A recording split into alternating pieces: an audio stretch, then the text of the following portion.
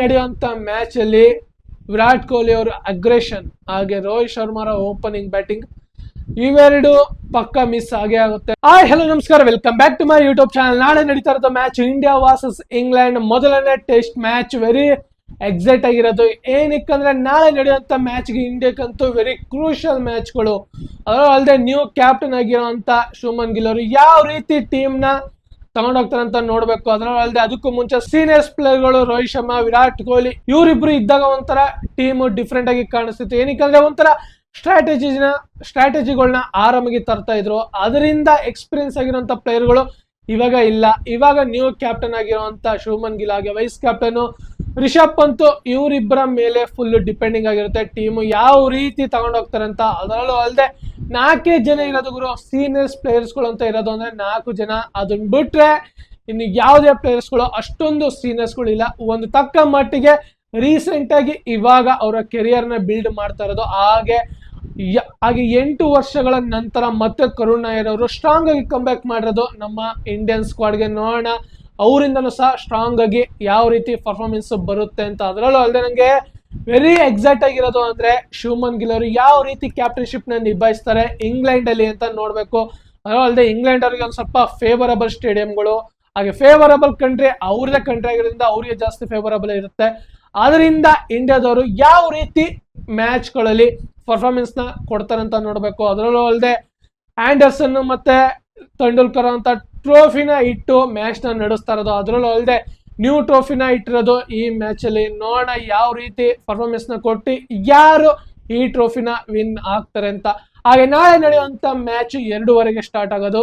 ಅದೇ ಟಾಸ್ ಆಗೋದು 3 ಗಂಟೆಗೆ. ಹಾಗೆ ಮ್ಯಾಚ್ ಲೈವ್ ಆಗಿ ಸ್ಟಾರ್ಟ್ ಆಗೋದು 3:30ಗೆ. ಇದು ಬ್ರಾಡ್ಕಾಸ್ಟ್ ಜಿಯೋ ಹಾಟ್‌ಸ್ಟಾರ್ ಅಲ್ಲಿ ಬರುತ್ತೆ. ಹಾಗೆ ನೀವೇನಾದ್ರೂ ಟಿವಿಲಿ ನೋಡ್ಬೇಕು ಅಂದ್ರೆ ಸೋನಿ ಸ್ಪೋರ್ಟ್ಸ್ ಗಳು ಇದೆಯೋ ಅದರಲ್ಲಿ ಲೈವ್ ಬರುತ್ತೆ. ಎಲ್ಲರೂ ಈ ಮ್ಯಾಚ್ ನಂತೂ ನೋಡ್ತಾರೆ. ಹಾಗೆ ಸೆಷನ್ ನ ನೋಡ್ತಾ ಬಂದ್ರೆ 3:30 5:30 ಗಂಟ ಫಸ್ಟ್ ಸೆಷನ್. ಅದಾದ ನಂತರ ಸೆಕೆಂಡ್ನೇ ಸೆಷನ್ 6:10 8:10 ಗಂಟ. ಅದಾದ ನಂತರ 3ನೇ ಸೆಷನ್ 8:30 10:30 ಗಂಟ.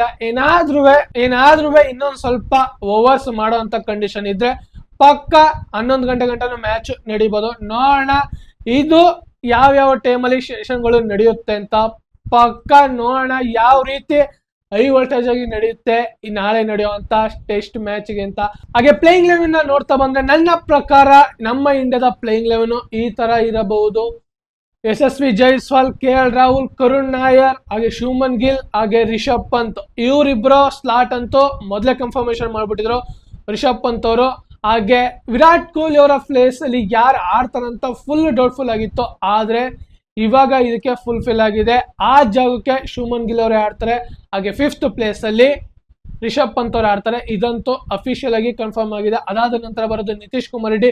ಇವರಂತೂ ಆಡಿಸ್ತಾರೆ. BGT ಸೀರೀಸ್ ಅಲ್ಲಿ ಆ ತರ ಪರ್ಫಾರ್ಮೆನ್ಸ್ ಕೊಟ್ಟಿರೋದ್ರಿಂದ ಇವ್ರನ್ನ ಇಂಗ್ಲೆಂಡ್ ಸೀರೀಸ್ಗೂ ಸಹ ಕನ್ಸಿಡರ್ ಮಾಡಿರೋದು. ಆದ್ರಿಂದ ಇವರು ಸಹ ಪ್ಲೇಯಿಂಗ್ 11 ಅಲ್ಲಿ ಇರಬಹುದು ಅಂತ ನನ್ನ ಎಕ್ಸ್ಪೆಕ್ಟೇಷನ್. ಅದಾದ ನಂತರ ಜಡೇಜಾ, ಅದಾದ ನಂತರ ಶಾರ್ದುಲ್ ಠಾಕರ್ಗೆ ನನಗೊಂದು ಸ್ವಲ್ಪ ಡೌಟ್ಫುಲ್ ಆಗಿದೆ. ಏನಕ್ಕಂದ್ರೆ ಆ ಜಾಗಕ್ಕೆ ವಾಷಿಂಗ್ಟನ್ ಸುಂದರ್ನು ತಂದ್ಬಿಡ್ಬೋದು ಆ ಪ್ಲೇಯಿಂಗ್ 11 ಅಲ್ಲಿ.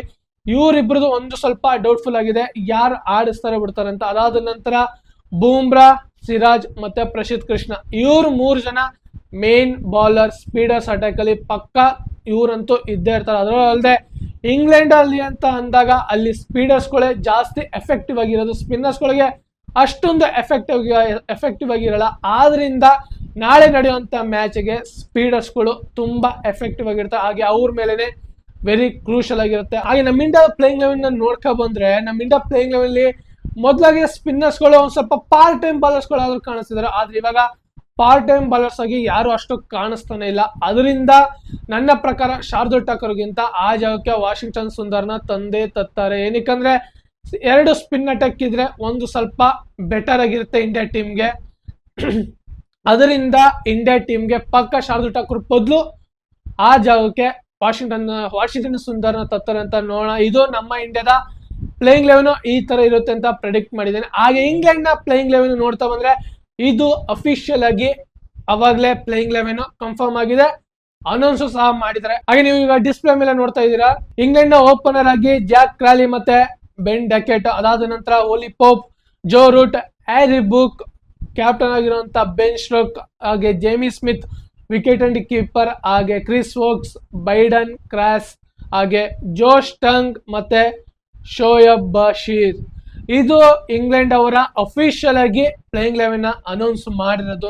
ಎರಡು ಟೀಮ್ಗಳ ಪ್ಲೇಯಿಂಗ್ 11 ಅಂತೂ ಕಂಪ್ಯಾರಿಸನ್ ಮಾಡಿದ್ರೆ ಬೆಟರ್ ಆಗಿ ಎರಡು ಟೀಮ್ಗಳು ಕಾಣಿಸ್ತಾ ಇರೋದು.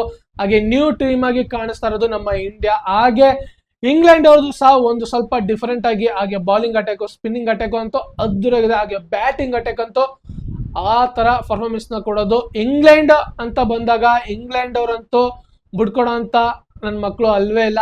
ಆ ತರ ಪರ್ಫಾರ್ಮೆನ್ಸ್ ನ ಕೊಡ್ತಾರೆ. ಅದರಿಂದ ಇವರು ಪಕ್ಕ ಇಂಡಿಯಾಗೆ ಟಕ್ಕರ್ ಕೊಡ್ತಾರೆ ಅಂತ ನನ್ನ ಎಕ್ಸ್ಪೆಕ್ಟೇಷನ್. ನೋಡೋಣ ನಮ್ಮ ಇಂಡಿಯಾ ಯಾವ ರೀತಿ ಪರ್ಫಾರ್ಮೆನ್ಸ್ ನ ಕೊಡ್ತಾರೆ ಅಂತ. ಬಾಲಿಂಗ್ ಅಟ್ಯಾಕ್ ಅಂತೂ ಹೇಳಂಗಿಲ್ಲ ನಮ್ಮ ಇಂಡಿಯಾದು, ಆ ತರ ಟಾಪ್ ಕ್ವಾಲಿಟಿ ಇರೋದು ಬೂಮ್ರಾ, ಸಿರಾಜ್ ಮತ್ತೆ ಪ್ರಸಿದ್ಧ ಕೃಷ್ಣ. ನೋಡೋಣ ಇವ್ರಿ 3 ಜನ ಬಾಲಿಂಗ್ ಅಟ್ಯಾಕ್ ಇಂದ ಯಾವ ರೀತಿ ಪರ್ಫಾರ್ಮೆನ್ಸ್ ಕೊಡ್ತಾರೆ ಅಂತ. ಹಾಗೆ ನೋಡೋಣ ನಮ್ಮ ಇಂಡಿಯಾ ಯಾವ ರೀತಿ ಪರ್ಫಾರ್ಮೆನ್ಸ್ ನ ಕೊಡ್ತಾರೆ. ಮೊದಲನೇ ಟೆಸ್ಟ್ ಮ್ಯಾಚ್, ಹಾಗೆ ಮೊದಲನೇ ಕ್ಯಾಪ್ಟನ್ಶಿಪ್ ನ ನಿಭಾಯಿಸ್ತಾ ಇರೋದು ಶುಭ್ಮನ್ ಗಿಲ್. ಅವರ ಮೇಲಂತೂ ವೆರಿ ಕ್ಯೂರಿಯಾಸಿಟಿ ಆಗಿ ವೆರಿ ಎಕ್ಸೈಟ್ ಆಗಿದ್ದೀನಿ ಯಾವ ರೀತಿ ಕ್ಯಾಪ್ಟನ್ಶಿಪ್ ನ ನಿಭಾಯಿಸ್ತಾರಂತ.